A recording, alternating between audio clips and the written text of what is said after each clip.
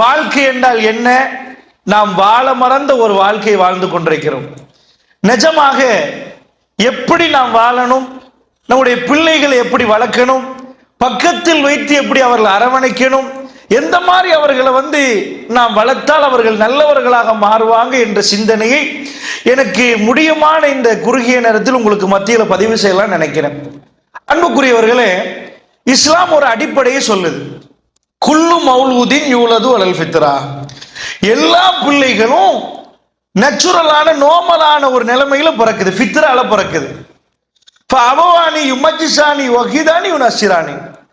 தாயின் தகப்பனை என்ன பண்றாங்கன்னா, யூதர்களா மாத்தணுமா தாய் தகப்பனுக்கு மாத்தலாமா, நான் கிறிஸ்தவரா மாத்தணுமா தாய் தகப்பனுக்கு மாத்தலாமா. பிள்ளைகளை பொறுத்தளவுல நபிகள் நாயகம் ஸல்லல்லாஹு அலைஹி வஸல்லம் அவர்கள் என்ன சொல்றாங்கன்னா, அதாவது நீங்கள் விரும்பிய விதத்தில் அவர்களை வளர்க்கலாம். அவங்க எம்டி ஃபைல் இந்த உலகத்தில் அவங்க பிறக்கிற நேரத்தில் அவர்களுக்கு ரெண்டு, அதாவது இன்டர்நேஷனல் லாங்குவேஜ் எதுன்னு கேட்டால் எல்லாரும் ஆங்கிலம் பண்ணுவாங்க. இங்கிலீஷ் தான் இன்டர்நேஷனல் லாங்குவேஜ்.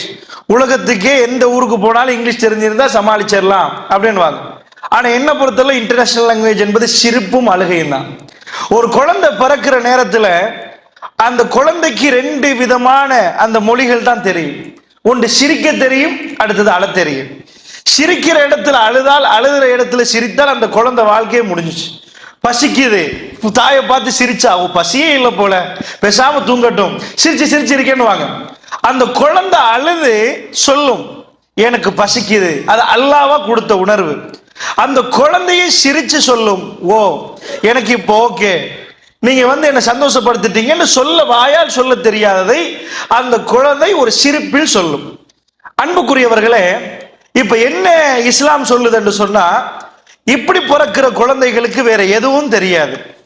நீங்க எதை போடுறீங்களோ அதுதான் உங்க மனசுல இருந்து வெளியாகும். நீங்க எதை உங்களுக்குள்ள நுழைக்கிறீங்களோ அதுவா என்ன ஆகும், அவர்கள் அந்த உருவத்தை நீங்க பார்க்கலாம். எதையெல்லாம் போட்டோமோ, சில இடத்துல நம்ம போய் பயிர் செய்யறோம், எந்த விதையை போட்டோமோ அதான் முளைக்கும். அதே மாதிரிதான் இந்த பிள்ளைகள் மனதில் எதை நாம் போடுகிறோமோ அதுதான் முளைக்குமா. இவ பாருங்க, தாய்மார்கள் நிறைய கவலைப்படுவாங்க, எங்க புள்ள படிக்குது இல்லையே, எவ்வளவு சொன்னாலும் அவர் விளங்குறாரு இல்லையே, எப்ப பார்த்தாலும் கூத்தும் கும்பலாமா இருக்குது அப்படின்னுவாங்க, எங்க புள்ள புக்க தொடுறதே இல்லையே. நான் என்னை பொறுத்தளவுல அவர்களுக்கு ஒரு பதில் வச்சிருக்கிறேன். நிஜமாக உங்க புள்ளையண்டா உங்களை அப்படியே ஜிப் பண்ணி அப்படி சுருக்கி பார்த்தீங்கன்னா அதான் உங்க புள்ள. உங்களையே ஜிப் பண்ணி அப்படி சுருக்கி பார்த்தா அதான் புள்ள.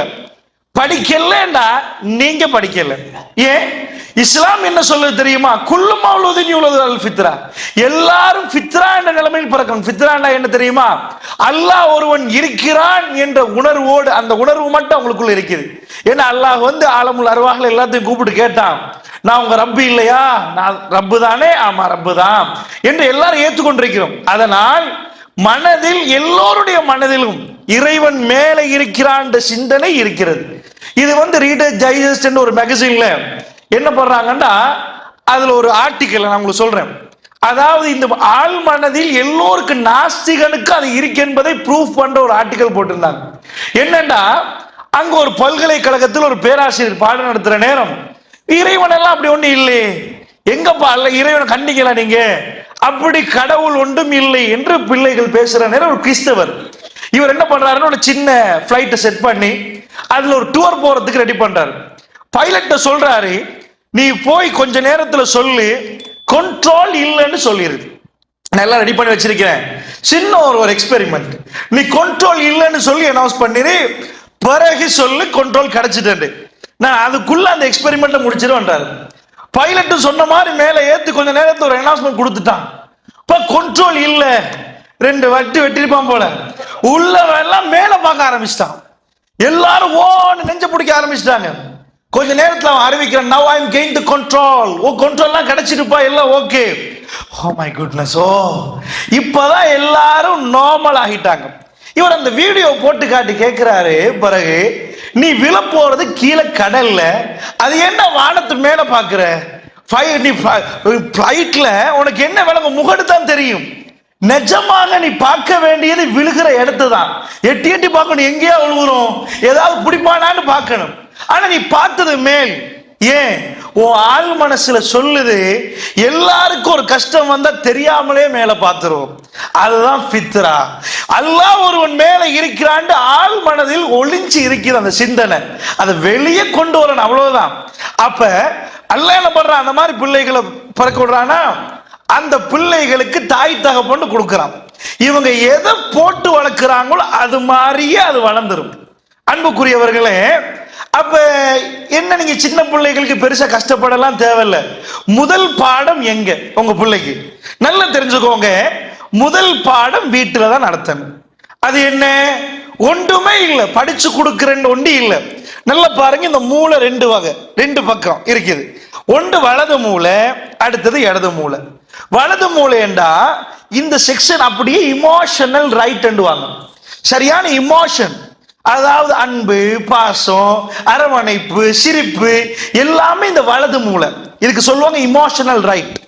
இது இடது மூளை, இது லாஜிக்கல் லெஃப்ட். இது இடது மூளையை பொறுத்தளவுல தர்க்க ரீதியா மட்டும் சிந்திக்கும். அதாவது இப்படி நடந்தா இப்படி நடக்கும், இப்படி நடந்தா இப்படி நடக்கும் என்று தர்க்க ரீதியாக சிந்திக்கும். இப்ப என்ன உங்க புள்ள படிக்கிறாங்கன்னா என்ன, இந்த சிலபஸ் எதுக்கு நிறைய பேருக்கு தெரியாது. ஏன்னா நம்ம எது எப்படி செய்வோம் தெரியுமா? அவர் செய்யற, அதனால நம்ம செய்யணும். அவர் புள்ள ஸ்கூல் போன, நம்ம புள்ள ஸ்கூல் போக கூடாதா? இப்படி நினைக்கிறாங்க. அவர் கூட 3 மாடி, நான் 4 மாடியாவது கட்டணும். ஏனென்றா நம்ம சிந்தனை அடுத்தவரை பார்த்து உருவாகுது. ஆனா ஆக்சுவலி ஏன் படிக்கிறாங்க, எதுக்கு அவங்க படிக்கணும், இது தாய்மார்களுக்கும் தெரியாது, அநேகமாக படிச்சு கொடுக்கிற டீச்சர்ஸுக்கும் தெரியாது. ஏண்டா சில பேர் அப்படியே கணக்கு போட்டே பாக்குறாங்க. உண்மைதானே? நாங்க சில நேரம் கொஸ்டின் கேட்பேன், சும்மா உட்கார்ந்து அவங்களை சிந்திக்க வைக்கிறதுக்கே கொஸ்டின் கேட்பேன். ஏனெண்டா, எப்ப நீ படிக்கிறாய், கணக்கு படிக்கிறாய், அதுல நிறைய பாடம் இருக்குது, எல்ஜிப்ரா இருக்குது, XY என்ன போடுறாய், என்றைக்காவது உன் வாப்பா கூப்பிட்டு XY எல்ஜிப்ரா படி, எனக்கு ப்ராஃபிட் லாஸ் காட்டு கேட்டிருக்கிறாரா? சயின்ஸ் பாடம், 2 பேர் கல்யாணம் திருமணம் முடிக்கிறாங்க, கணவனும் சயின்ஸ் டீச்சர், மனைவியும் டீச்சர், 2 பேருமே திருமணம் முடிக்கிறாங்கன்னு வைங்களேன். இவங்க 2 பேரும் வீட்டுல இப்ப சயின்ஸ் படிக்கிறாங்க, கெமிஸ்ட்ரியில வரும் hydrogen, lithium, beryllium, boron, carbon di oxide, fluorine, இப்படி படிக்கணும். இப்ப தண்ணி என்ன, தண்ணி இல்லையே சயின்ஸ்ல, H2O அப்படிதான் கேட்கணும். துப்பு, சோடியம் குளோரைடு, NaCl, K2MnO4 இப்படிதான் வரணும். இவர் வீட்டுல வந்து H2O 100 செல்சியஸுக்கு வச்சுதாமா, கொஞ்சம் கக்கல் NaCl கொஞ்சம் போட்டு இப்படி கேட்டாரா? எவனாவது வீட்டில் இப்படி சயின்ஸ் படிச்சு போட்டு H2O 100 செல்சியஸ் இது சோடியம் குளோரைடுன்னு பேசினார்களா? அப்படி கேட்டா கூட ஒரு மாதிரி என்ன H2O கேட்கிற மூளை சரியில்லைன்னு கேட்பான். அவர் சயின்ஸே படிச்சு எனக்கு புண்ணு இருக்குது, K2MnO4 கொஞ்சம் தாப்பா, அப்படி கேட்க மாட்டார்கள். ஏனெண்டா, அப்ப நான் கேட்கிறேன், நான் வந்து ஒரு கொரியன் லாங்குவேஜ் படிச்சுட்டேன், உங்க முன்னாடி வந்து பேசுறேன், இதால் எனக்கு என்ன பிரயோசனம்? கொரியன் லாங்குவேஜ் படிச்சதுனால என்ன பிரயோசனம்? ஒரு விஷயம் எனக்கு பயன்படுமாக இருந்தால் மட்டும்தான் அதை படிக்கணும். எனக்கு பிரயோசனம் இல்லாட்டி, எங்க நாட்டில் அந்த மொழி யூஸ் பண்ண தேவையில்லைண்டா, நான் போய் மையங்கான காட்டுல உட்காந்து மம்போச்ச கம்போச்ச எல்லாம் படிச்சுட்டு வந்து கொழும்புல உட்காந்து மம்போச்ச ரட்ட போச்சு, நம்ம படக்கிண்ண போச்சு, நம்ம கக்கரி ஓன போச்சேன்னா அவன் பாப்ப என்னடா இதுன்னு விளங்குது உங்களுக்கு? இது தேவையில்லாத ஒரு படிப்பு. அத மாதிரி நான் என்ன கேட்கிறேன்டா, இந்த மாதிரி படிக்கிறீங்களே, இந்த கணிதம் படிச்சு உங்களுக்கு என்ன ஆகும்? என்னத்துக்கு படிக்கிறீங்க? ஏன் உங்க புள்ள என்றைக்கா தொடைகள்னு ஒரு பாடம் இருக்குது, இந்த பாடத்தை படிச்சு என்னத்தை செய்ய போறாங்க? வீட்டுல போய் கீத்து பாப்பா கொஞ்சம் ப்ராஃபிட் லாஸ் கிராஃப்ல போட்டு இப்ப தர்றேன் கேட்டாங்களா? அப்ப 11 ஆண்டுகள் எதுக்கு அவங்க படிக்கிறாங்க? இந்த மேத்ஸ் பாடம் எதுக்கு, சயின்ஸ் பாடம் எதுக்கு, இதிகாசம் ஹிஸ்டரி எதுக்கு? அதுல போய் இளைஞரை படிச்சு கொடுப்பான், குழப்பு பண்டாரு சேர கண்ட சிரிக்க கொட்டாய் போயிரு வெளியே. ரஜினிகாந்தை பத்தி படிச்சிருந்தா பரவாயில்ல, அந்த வரலாறு டேஸ்டா படிச்சுட்டு போறேன்னு. அப்ப எதுக்கு வரலாறு படிச்சு கொடுக்கிற ஆசிரியருடைய தகவமே அவர் உணர்வு பூர்வமாக இருக்கணும். அது தனியான ஒரு செக்ஷன். அன்புக்குரியவர்கள், நான் ஏன் உங்களுக்கு அதை சொல்றேன்டா, ஆக்சுவலி உங்க புள்ளை ஏன் இதை படிக்கணும்? இப்படி எல்லாம் கேட்டு சேர்க்க நிறைய பேர், ஓ சரிதானே, எதுக்கு படிக்கணும், பேசாம குக்கரி கிளாஸ் சேர்த்தீங்கன்னா டேஸ்டா சாப்பிடணும். ஒரு மனுஷன் வாழ்க்கையில பிரைமரி என்ன, ஒரு நல்லா இருக்கணும், ஒழுங்கா ஃபர்ஸ்ட்டுக்கு சாப்பாடு தான் முக்கியம். எல்லாத்துக்கும் நாவுக்கு டேஸ்டா சாப்பாடு இருக்கணும். கோடி கோடியாக தந்து எங்கேயோ ஒரு காட்டுக்குள்ள வச்சா நீங்க இருப்பீங்களா? இல்ல. அப்ப அதனால நல்ல குக்கரி கிளாஸ் சேர்த்து கொடுங்க, ஒரு டெய்லரிங் கிளாஸ் மாத்த அனுப்புங்க, நல்லா உடுத்துக்கிட்டு அழகா இருப்பாரு. ஆக்சுவலி டிரெக்டா பார்த்தா இதான் உண்மை. அப்ப நம்ம புள்ளையே படிக்கணும். எதுக்கு இதை படிக்கணும் அப்படின்னு கேட்டீங்கன்னா, மூளையில் 2 பகுதிகள் இருக்கிறது, லெஃப்ட் பிரெயின் ரைட் பிரெயின் என்று. அவை ஸ்பெரி என்ற விஞ்ஞானி என்ன செய்கிறார் என்று சொன்னா, அவர் கண்டுபிடிக்கிறாரு இந்த 2 மூளையும் நன்றாக அதாவது நல்ல வளர்த்தோம்னா அவர் ஒரு பெரிய அறிவாளியாக மாறி நிறைய விஷயங்கள் உலகத்துக்கு அவர் பரிசாக கொடுப்பார் என்பதை அவர் கண்டுபிடிக்கிறார்.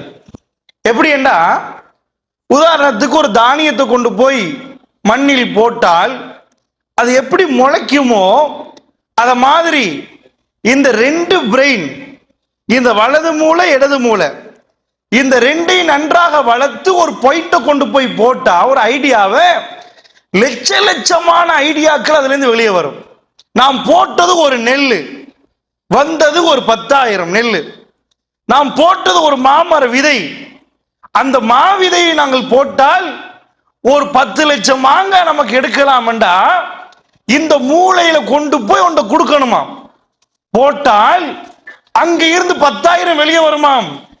ஒழுங்காக ஒன்று வெளியே வந்தால் அவர் கோடீஸ்வரனா மாறிடுவாராம், அவர் பெரிய ஆளா மாறிடுவாராம். அப்ப இதுக்கு இந்த மூளையை நல்லா டெவலப் பண்ணணும். இதுக்கு என்ன பண்ணணும், இந்த வலது மூளை இடது மூளையிலையும் செல்ஸ் உள்ள செல்ஸ், பிரெயின் செல்ஸ், இந்த பிரெயின் செல்ஸ் என்ன பண்ணணும்னா நல்லா டெவலப் பண்ணணும். இப்ப என் காலை என் கையெல்லாம் பாடி பில்டிங்னு சொல்லுவோம். இந்த பாடியை பில்ட் பண்ணணும்னா என்ன பண்ணணும், போய் நல்லா எக்ஸசைஸ் பண்ணணும், பிசிக்கல் செய்யணும். அதே மாதிரி இந்த பிரெயினை வளர்க்கணும்டா, போய் பிடிச்சி தலையை பிடிச்சி ஆட்டி விட்டா வளராது, காலை பிடிச்சி நல்லா இது பண்ற மாதிரி செய்ய இயலாது. இதுக்கு அவர் என்ன பண்றாருண்டா, வலது மூளைக்கு தேவையானதை எல்லாம் லிஸ்ட் அவுட் பண்றார், இடது மூளைக்கு தேவையானதை எல்லாம் போடுறார். இந்த 2ஐயும் ஒரு பிள்ளை இத்தனை ஆண்டுகள் படிக்கணும். ஏன் படிக்கணும், வாழ்க்கை என்றா என்ன, டெஃபினேஷன் என்ன வாழ்க்கையோட, decision making according to sociology. Sociology படி வாழ்க்கை என்று சொன்ன தீர்மானம் எடுத்தல். இப்ப நான் ஒரு தீர்மானம் எடுத்தேன், இது என் வாழ்க்கை, இந்த சென்டருக்கு வரணும்னு தீர்மானம் எடுத்தது என் வாழ்க்கை. இத மாதிரி உங்க லைஃப்ல வாழ்க்கை என்ன தீர்மானம் எடுத்துட்டு இருக்கணும். பிழையாக தீர்மானம் எடுத்தால் டோட்டல் லைஃப் டிஸ்ட்ராய் ஆகிரும். சரியாக தீர்மானம் எடுத்தால் அந்த லைஃப் நல்ல இருக்கு.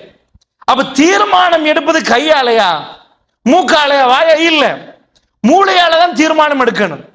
அந்த தீர்மானம் எடுக்கிற நேரம் அவர் உணர்வு மூளையும் வேலை செய்யணும், அவருடைய வலது மூளையும் வேலை செய்யணும், இடது வேலை செய்யணும். உள்ள விட்டு தோது புள்ளன்னு சொல்லுவாங்க. ஒரு நல்ல பணக்கார வீட்டுல எல்லாத்தையும் சாப்பாடு கொடுத்துட்டு வளர்த்துருவாங்க. வளர்த்தா மூளை வேலை செய்யாது, அவர் தான் உள்ள விட்டு தோது புள்ள. இவர் கையில 50 கோடியை கொடுத்தாலும் யாராவது அழுகிறான்னு வைங்களே, உணர்வோட வளர்க்கப்பட்டால் எப்பயுமே அழுக கண்ணீர் சிரிப்புண்டா அவருக்கு அந்த மாதிரி ரைட் பிரெயினர் சொல்லுவாங்க, வலது மூலக்காரர். அவர் என்ன பண்ணிடுவாரு, 4 பேர் அழுது கேட்டா ஏமாந்து அத்தனையும் கொடுத்துருவார்.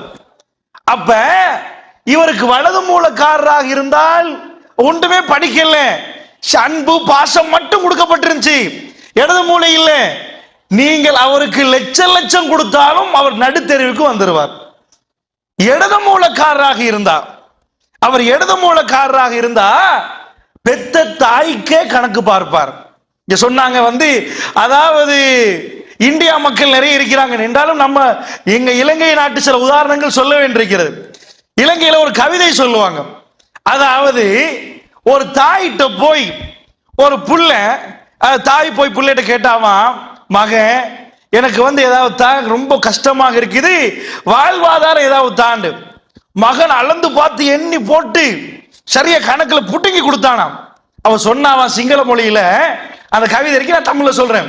மெனலாத பொத்தியே மானும் பட்டு கிரிது உண்ணே, உனக்கு என்னடா அளந்து பார்த்து லிட்டர் மில்லிட்டர் கணக்குலயே நான் பால் தந்தேன், அழுக அழுக பால் தந்தேன், இப்ப நீ எனக்கு புடுங்கி போடுறாய் அப்படின்றாங்க.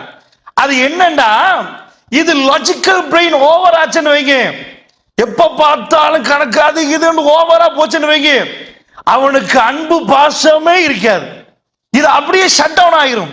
இப்ப இவனுக்கு என்ன விளங்கும்டா, ஓ இவ்வளவு லாபம், பாப்பா எவ்வளவுக்கு விற்கலாம் அவன் யோசிப்பாங்க, எவ்வளவுக்கு கொடுக்கலாம், இது என்ன பண்ணலாம் என்று கணக்கு போடுவான்.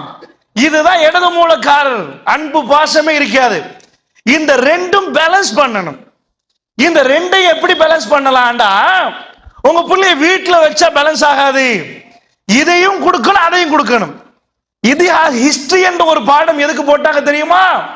இந்த ரைட் பிரெயினை டெவலப் பண்ணணும்டா, உணர்வா பேசணும் தெரியுமா?